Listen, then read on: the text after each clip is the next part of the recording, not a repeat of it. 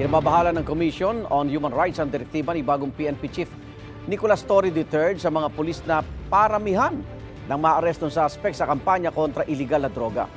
Ayon kay CHR Commissioner at spokesperson Beda Epres, posibleng maabuso ang sistema para lang maabot ng isang pulis ang kailangan numero. Tila katulad daw ito ng umano'y reward system noong war on drugs na isiniwalat ng ilang pulis sa investigasyon ng House Quad Committee.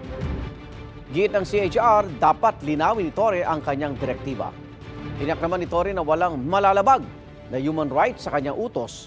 Hindi rin daw dapat patayin ng mga inaresto. Kung may reklamo raw ang naaresto, may mga tanggapan ng gobyerno na pwedeng lapitan. Dapat na maging sukatan ay tama ba yung proseso ng panghuhuli. Kung ang ating sukatan ay numbers, baka po paramihan lang talaga just for the sake na makapag-comply sa directive. Open po siya sa abuse. Yun po ang nakakatakot po doon. Tandaan natin, yung mga tao na inaresto mo, hindi mo binaril, hindi mo pinatay. Buhay yan. Andyan ang human rights. Andyan ang Internal Affairs Service. Iimbestigahan, titingnan kung tama ang iyong ginawa.